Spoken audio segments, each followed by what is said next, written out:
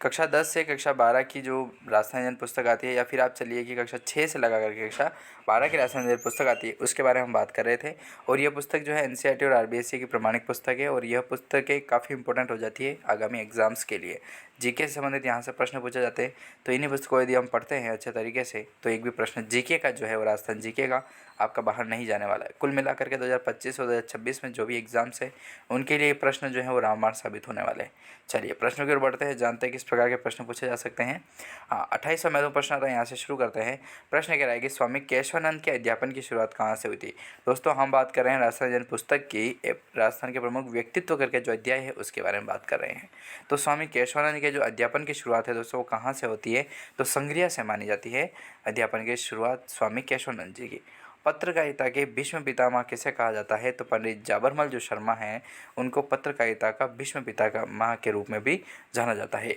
अगला प्रश्न आता है 30 नंबर का, कि अणुव्रत आंदोलन का सूत्रधार कौन था। तो आचार्य तुलसी जो हैं दोस्तों वह अणुव्रत आंदोलन के सूत्रधार के रूप में जाने जाते हैं।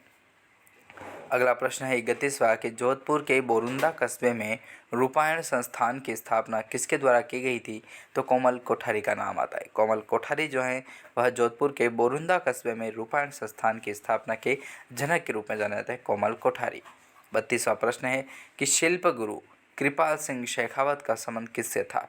देखो शिल्प गुरु की इनको जो है उपाधि दी गई थी कृपाल सिंह शेखावत को, तो इनका जो संबंध माना जाता है वह माना जाता है दोस्तों ब्लू पॉटरी। शिल्प गुरु मतलब शिल्प कला कर रहे हैं, इसलिए इनको शेखावत साहब को जो है वह ब्लू पॉटरी के शिल्प गुरु के रूप में भी जाना जाता है, कृपाल सिंह शेखावत। अगला प्रश्न देखें 33 नंबर का प्रश्न है कि राजस्थान रत्न प्रसिद्ध गजल गायक जगजीत सिंह का संबंध जो है वो किस क्षेत्र से है दोस्तों, तो गंगानगर से माना जाता है। राजस्थान रत्न के प्रसिद्ध जो गजल गायक हैं जिनका नाम है जगजीत सिंह, तो उनका संबंध है दोस्तों गंगानगर से। 34वां प्रश्न आता है कि गिटार में सितार, सरोद, वीणा के अतिरिक्त 14 तारों को जोड़ करके मोहन वीणा का आविष्कार किसने किया था, तो पंडित विश्व मोहन भट्ट का नाम आता है। गिटार में सितार, सरोद, वीणा के अतिरिक्त 14 तारों को जोड़ करके मोहन वीणा का जो आविष्कार है वो किसने किया, तो पंडित विश्व मोहन भट्ट के द्वारा किया गया था। 35वां प्रश्न आता है कि राजस्थान पत्रिका का संस्थापक कौन है, तो कर्पूर चंद कुलिश माने जाते हैं। राजस्थान पत्रिका के संस्थापक के रूप में कर्पूर चंद कुलिश माने जाते हैं। अगला प्रश्न देखिए 36 नंबर का आता है, और इस अध्याय का अंतिम प्रश्न भी है। 36वां प्रश्न है कि मैं देखता चला गया वह पोलम पोल किसकी साहित्यिक वसीयत मानी जाती है, तो कर्पूर चंद कुलिश की ही मानी जाती है। ठीक है, मैं देखता चला गया और पोलम पोल जो है साहित्यिक वसीयत है, मतलब साहित्यिक रचनाएं हैं वो मानी जाती है कर्पूर चंद कुलिश की।